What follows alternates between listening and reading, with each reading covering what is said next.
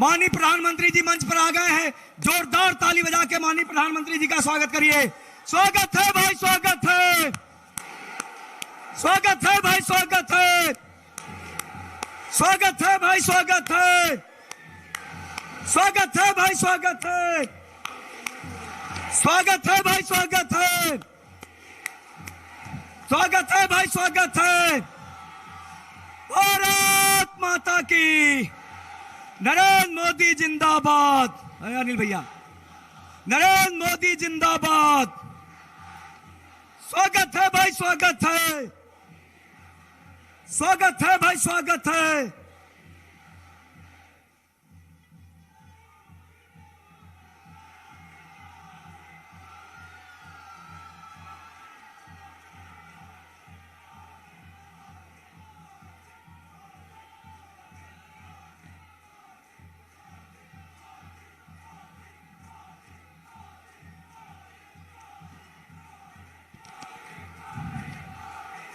अब मैं थोड़ा एक बार जोरदार सब लोग खड़े होकर के माननीय प्रधानमंत्री जी का स्वागत करिए, अभिनंदन करिए।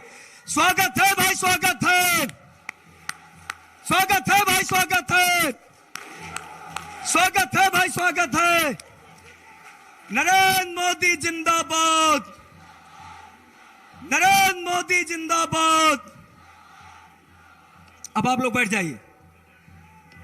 अभी आप सबने हमारे उत्तर प्रदेश के यशस्वी उप मुख्यमंत्री आदरणीय केशव मौर्य जी के विचारों को सुना है। अब मैं अपना दल की राष्ट्रीय अध्यक्ष केंद्रीय राज्य मंत्री बहन अनुप्रिया पटेल जी से निवेदन करूंगा कि संक्षिप्त में माननीय प्रधानमंत्री जी का स्वागत करें और अपनी बात रखें।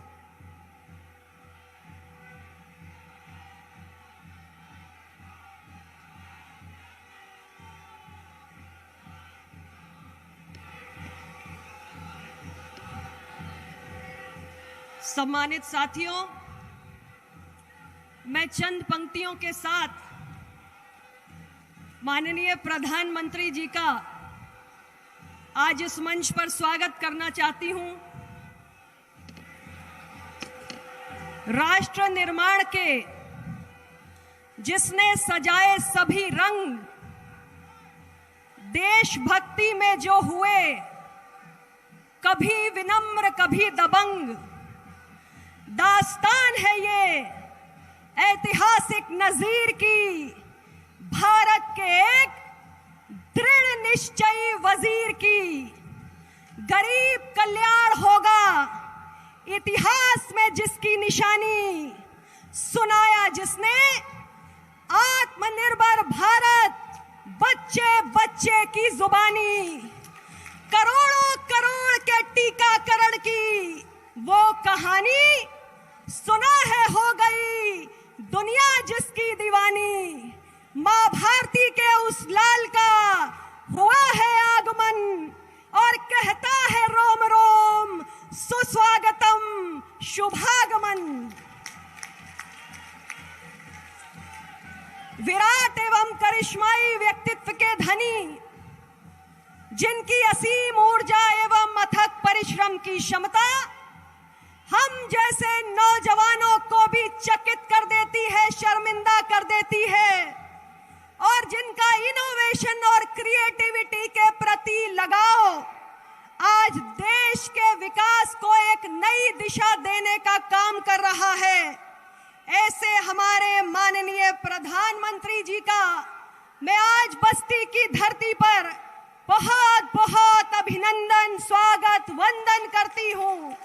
माननीय प्रधानमंत्री जी के लिए आज ये इतना बड़ा जनसमूह अपने पलक पावड़े बिछाकर उनकी प्रतीक्षा कर रहा है। मंच पर उपस्थित हमारे माननीय उप मुख्यमंत्री महोदय श्री केशव प्रसाद मौर्य जी, माननीय उप मुख्यमंत्री श्री दिनेश शर्मा जी, हमारे माननीय सांसदगण भाई हरीश द्विवेदी जी, श्री प्रवीण निषाद जी, और मंच पर उपस्थित हमारे सभी माननीय विधायकगण, जिला पंचायत अध्यक्ष और भारतीय जनता पार्टी अपना दल के सभी सम्माननीय कार्यकर्ता और पदाधिकारी साथियों, मैं आपसे बहुत ही विनम्रता से इस पूरे जनसमूह को प्रणाम करते हुए इतना ही कहना चाहती हूं कि उत्तर प्रदेश में आज 5वें चरण का चुनाव संपन्न होने जा रहा है और साथियों, इन 5 चरणों के चुनाव में उत्तर प्रदेश के मतदाताओं ने एनडीए गठबंधन के पक्ष में इतना बटन दबाया है कि 10 मार्च को जब नतीजे आएंगे तो एनडीए गठबंधन हीरो बनकर निकलेगा और समाजवादी पार्टी का गठबंधन बड़ा वाला जीरो बनकर हमारे सामने आएगा। उत्तर प्रदेश के करोड़ों करोड़ मतदाताओं ने भारतीय जनता पार्टी, अपना दल और निषाद पार्टी के विकास, सामाजिक न्याय, सुशासन के प्रति समर्पित गठजोड़ को अपने मन में बसा लिया है।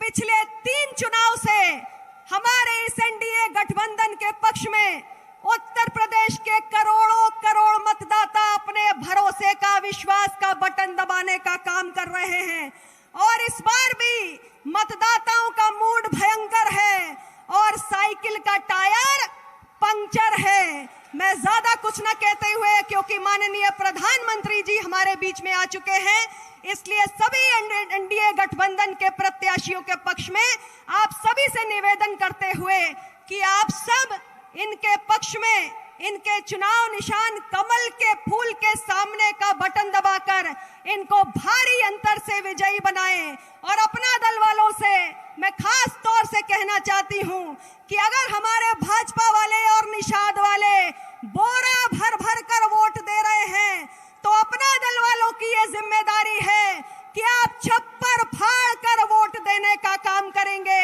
इन्हीं शब्दों के साथ हमारे लिए हमारे प्रेरणादायी व्यक्तित्व माननीय प्रधानमंत्री जी को मैं आमंत्रित करती हूं कि आप आए और हम शब्दों को अपने विचारों की वर्षा से सराबोर करें। बहुत बहुत धन्यवाद।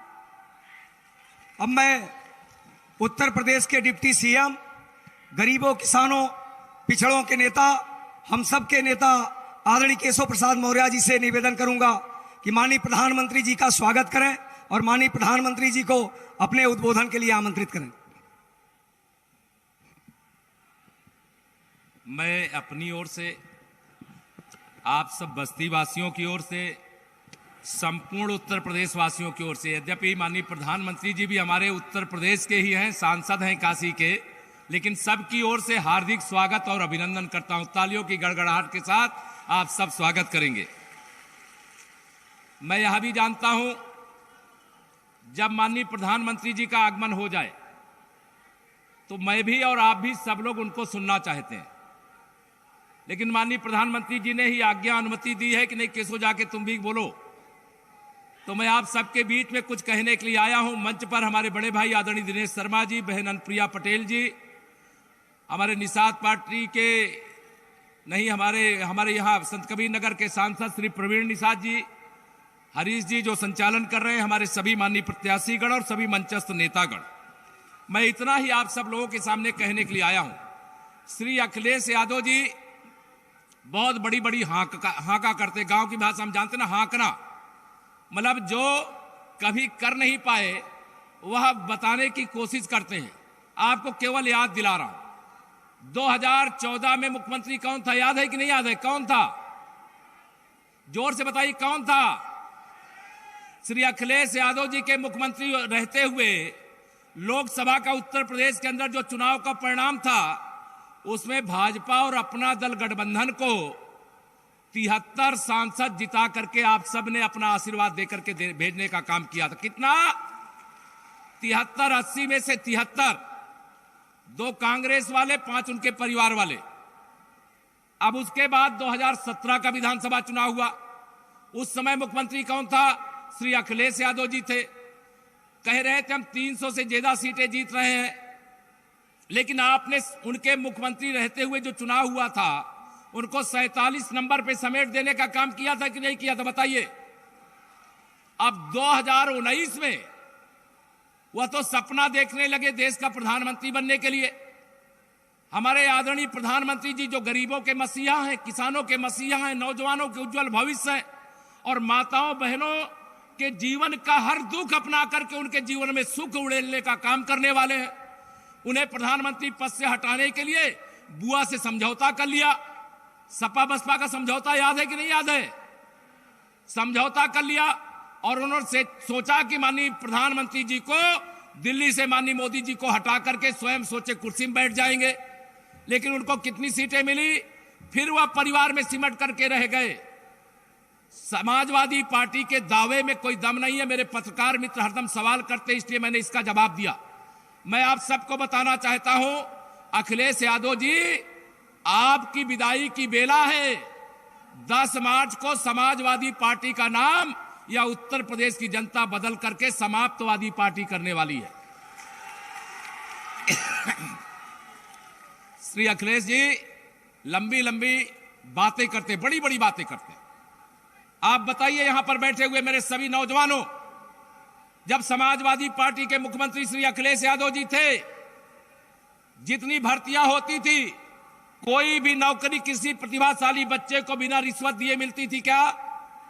बताइए, जोर से बताइए, मिलती थी क्या?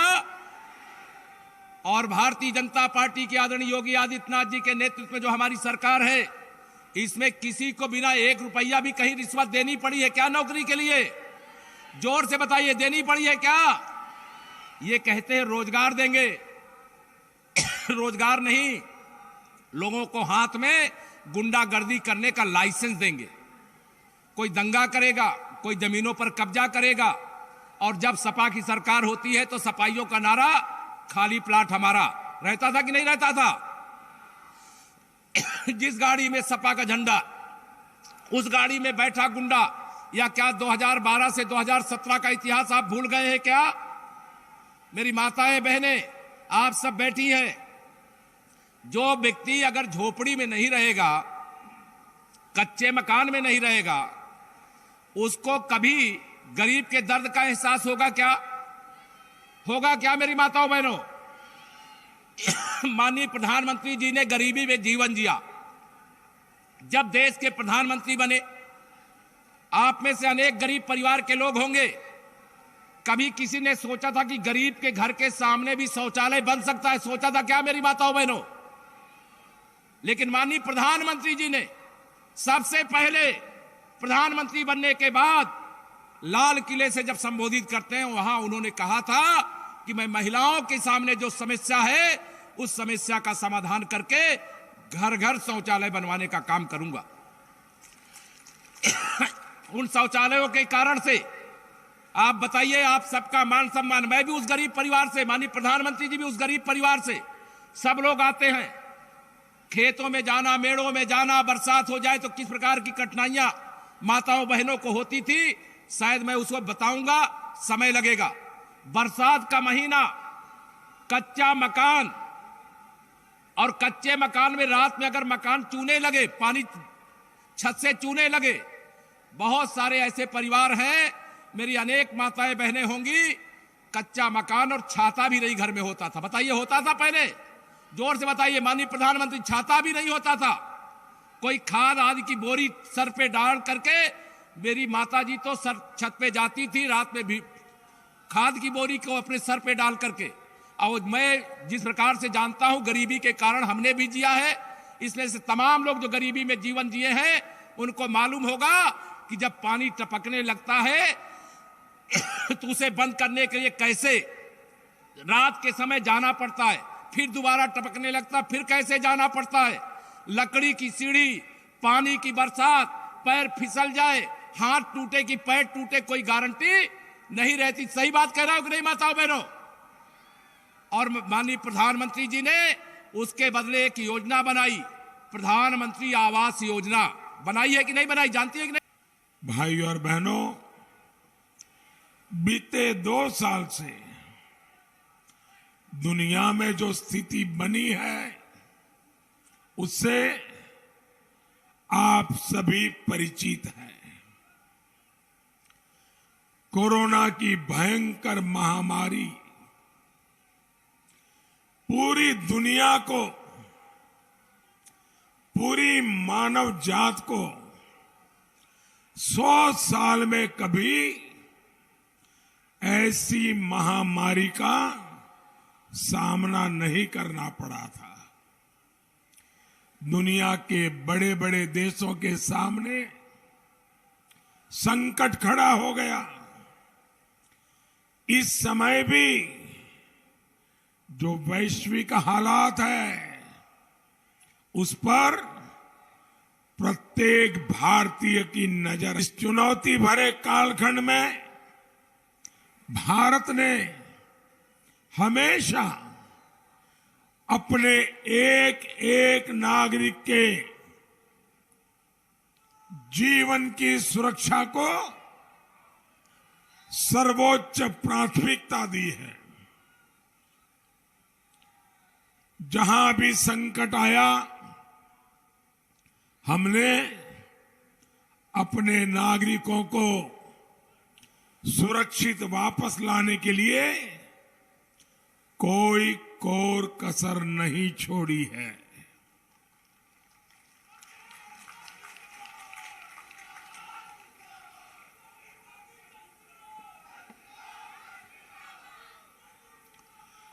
ऑपरेशन गंगा चलाकर हम यूक्रेन से भी हजारों भारतीयों को वापस ला रहे हैं।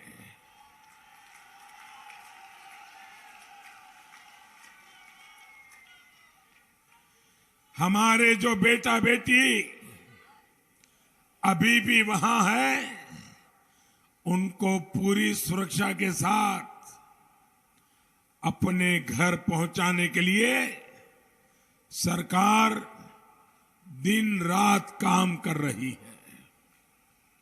साथियों, आज का ये दौर भारत को, हर भारतवासी को एक बहुत बड़ा संदेश दे रहा है। ये समय भारत को ज्यादा से ज्यादा ताकतवर, भारत को आत्मनिर्भर बनाने का है। ये समय जात पात से ऊपर उठकर, छोटी छोटी बातों से ऊपर उठकर राष्ट्र के साथ खड़े होने का समय है।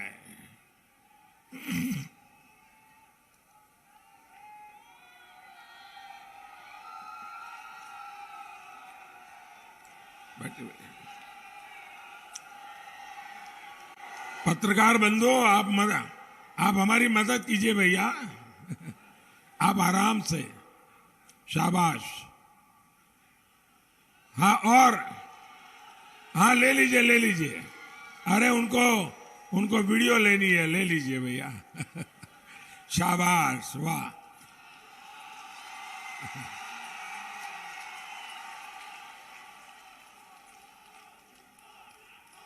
आपका काम हो जाने के बाद अगर मुझे इजाजत देंगे तो मैं अपनी बात शुरू करूंगा। तो आप थोड़ा नीचे उतर जाइए कृपा करके, ताकि पीछे किसी को तकलीफ ना हो।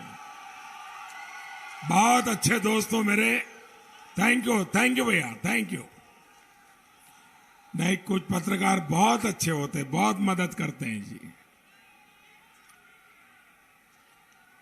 साथियों, हमें हर साल लगातार, हर हाल में अपनी सेनाओं को आधुनिक बनाते ही रहना होगा। देश को आत्मनिर्भर बनाने के लिए खुद को खपाना होगा। और ये काम गैर परिवारवादी, गैर स्वार्थी कभी नहीं कर सकते। जिन लोगों का इतिहास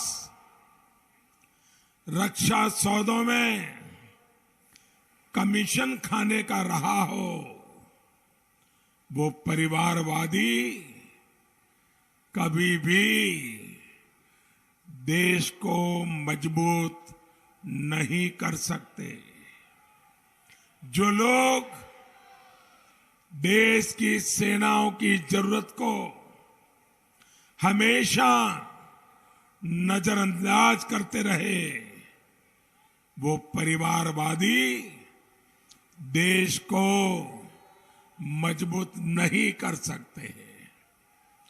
जिन लोगों का दिल देश में बम धमाके करने वाले आतंकियों के लिए धड़कता है, वो कभी देश को सशक्त नहीं बनाएंगे।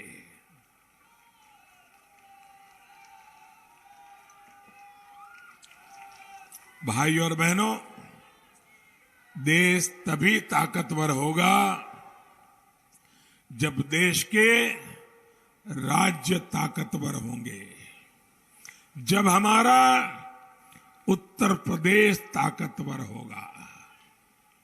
लेकिन गौर परिवारवादियों का तो एक ही फॉर्मूला है, पैसा परिवार की तिजोरी में, कानून जेब में और जनता उनके पैरों पर।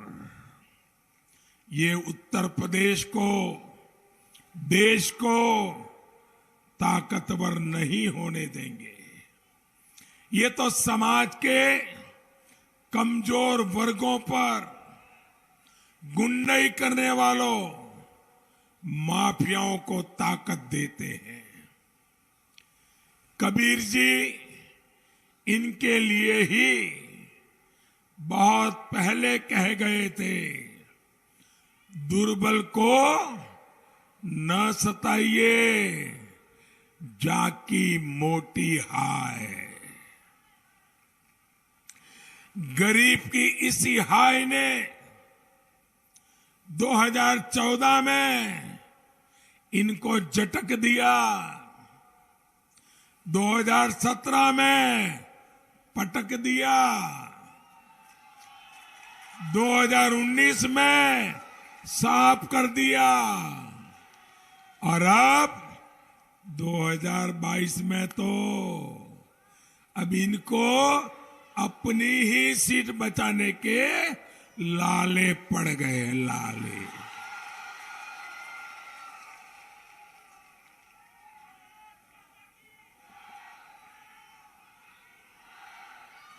साथियों, आत्मनिर्भर भारत अभियान सिर्फ भाजपा सरकार का नहीं है, बल्कि एक एक देशवासी की जरूरत है।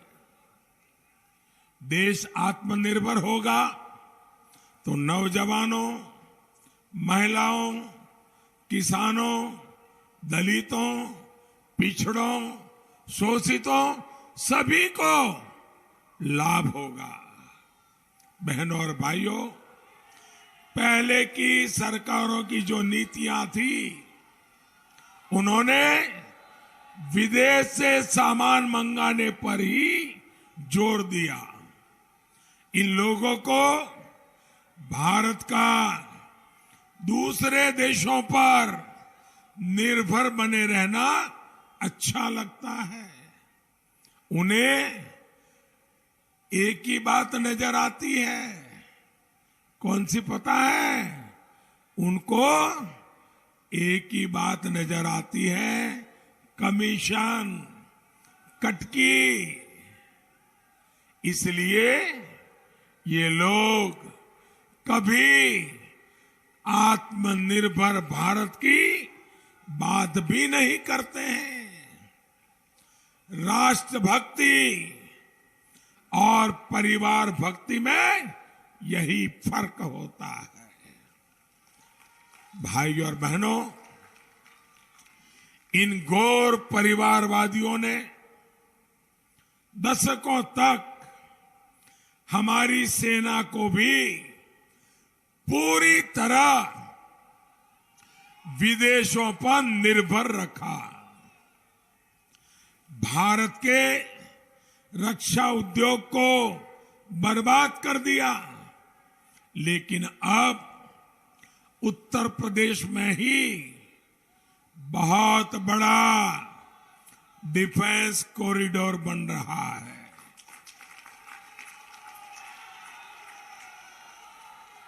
हमारे पास तेल के कुएं नहीं है। हम बहुत सारा कच्चा तेल बाहर से मंगाते हैं। लाखों करोड़ रुपए उस पर खर्च करते हैं। इन लोगों ने कभी ध्यान ही नहीं दिया कि गन्ने की मदद से, गन्ने से ज्यादा इथेनॉल भी बनाया जा सकता है। उसे पेट्रोल में मिक्स किया जा सकता है।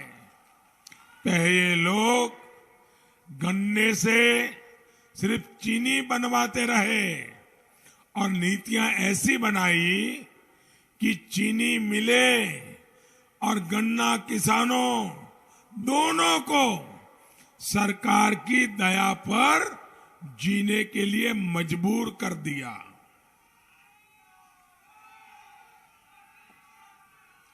आज हमारी सरकार गन्ना किसानों के हितों को ध्यान में रखते हुए इथेनॉल प्लांट का बहुत बड़ा नेटवर्क तैयार कर रही है। यहां पिपराइच में जो डिस्टिलरी लगी है उसमें भी गन्ने से सैकड़ों लीटर इथेनॉल हर रोज बनेगा।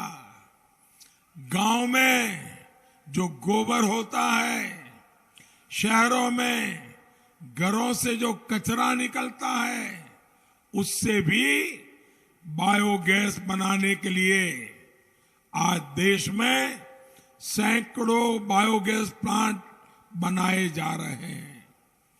खाद्य तेल में आत्मनिर्भरता के लिए हमने हजारों करोड़ रुपए का मिशन शुरू किया है। इसके तहत सरकार किसानों को तिलहन की पैदावार बढ़ाने के लिए मदद दे रही है। यानी हर साल जो लाखों करोड़ रुपए हम विदेश भेजने के लिए मजबूर है, वो हमारे ही किसानों की जेब में जाएंगे। कमीशन के लिए जीने वाले परिवारवादी किसान हित और राष्ट्र हित के ऐसे कदम कभी नहीं उठा सकते। आप याद रखिएगा साथियों, ये किसी जाति के नहीं होते, ये किसी समाज के नहीं होते। इनके लिए अपना स्वार्थ सबसे बड़ा है। ये कितने स्वार्थी हैं आप देखिए। 2017 में किनको साथ लेकर के घूमते थे, 2019 में आते आते उनको छोड़ दिया, दूसरों का साथ लिया, फिर उनको छोड़ दिया, 2022 में नए साथी लेके आए। जो अपने साथियों को छोड़ देते हैं वो कभी आपका साथ करेंगे क्या? साथियों, ये गौर परिवारवादी जब सरकार में थे तो इन लोगों ने कैसे यूपी को लूटा है, इसका एक और उदाहरण। जब इन गौर परिवारवादियों की सरकार के 5 साल के खर्च का लेखा जोखा किया गया तो पता चला कि हजारों करोड़ रुपयों का कोई हिसाब ही नहीं है। रातों रात फर्जी कंपनियां बनाकर उन्हें सरकारी ठेके तो दे दिए गए, लेकिन वो पैसा खर्च कहां हुआ इसका कभी हिसाब नहीं दिया गया। हजारों करोड़ रुपए से इस क्षेत्र में कितने स्कूल बन सकते थे, गरीबों के कितने घर बन सकते थे, लेकिन ये घोर परिवारवादी सारे पैसे खाकर बैठ गए। साथियों, बस्ती समेत ये पूरा क्षेत्र जो कभी अपनी फैक्ट्रियां, मिलों के लिए जाना जाता था, उन पर ताले किसने लगाए भाई बहन? किसने ताले लगाए? ये बेरोजगार किसने किया? भाइयों बहनों, गन्ना किसानों को, बुनकरों को भी इन घोर परिवारवादियों ने बेहाल कर दिया था। योगी जी की सरकार ने मुंडेरवा पिपराइच चीनी मिल का तोहफा गन्ना किसानों को दिया है। एक जनपद एक उत्पाद जैसी योजनाओं के माध्यम से यहां के बुनकरों, यहां के कारीगरों को भाजपा सरकार नया विश्वास दे रही है। इस साल के बजट में केंद्र सरकार ने एक स्टेशन एक उत्पाद की घोषणा की है। इसके तहत हमारे बुनकरों, कारीगरों के सामान को बड़े मार्केट तक पहुंचाने के लिए रेलवे में विशेष सुविधाएं तैयार की जाएगी। भाइयों और बहनों, हमारी सरकार सबका साथ, सबका विकास के मंत्र पर चलते हुए हर गरीब को सशक्त कर रही है। जाति धर्म से ऊपर उठकर बढ़ाया है सम्मान, सबसे पहले गरीब कल्याण। इसी भावना के साथ हम काम कर रहे हैं। जब मेडिकल कॉलेज खुलते हैं, ITI खुलती है, तो सबका विकास होता है। जब हम सिंचाई की दशकों पूरी योजनाओं को पूरा करते हैं, तो सबका विकास होता है। जब हम गरीब को 5 लाख रुपए तक का मुफ्त इलाज देते हैं, तो सबका विकास होता है। जब सरकार मुफ्त राशन देती है, जीवन बचाने वाला टीका मुफ्त लगाती है, तो ये सबका कल्याण होता है। भाइयों बहनों, आपका टीका लग गया? टीका लग गया? आपको एक भी रुपया देना पड़ा क्या? कोई खर्चना करना पड़ा क्या? ये बिना भेदभाव को हुआ कि नहीं हुआ? बिना पक्षपात को हुआ कि नहीं हुआ? भाइयों बहनों, मेरे लिए इस देश का हर नागरिक मेरा अपना परिवार है।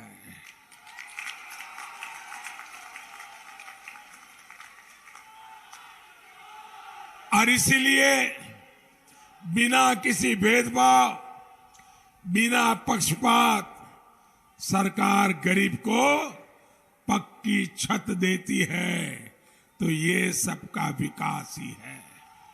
लेकिन गौर परिवारवादियों के लिए उनका अपना विकास, उनके परिवार का विकास, यही सर्वोपरि है। इसलिए ये गरीब के हित में बनाई गई इन योजनाओं के खिलाफ है। ऐसे लोगों को सत्ता से हमेशा दूर रखना है। इसलिए आपको एकजुट होकर भाजपा, निषाद पार्टी और अपना दल के उम्मीदवारों के लिए भारी मतदान करना है। आपका हर एक वोट उत्तर प्रदेश को मजबूत बनाएगा, देश को नई ताकत देगा।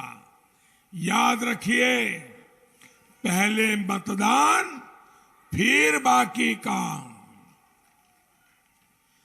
भाइयों बहनों, मेरा एक काम करेंगे आप लोग?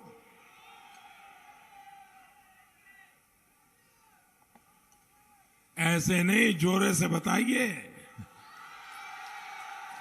माताएं बहनें मेरा काम करेगी, नौजवान मेरा काम करेंगे, सारे किसान भाई मेरा काम करेंगे, पक्का करेंगे। तो देखिए, 3 तारीख के पहले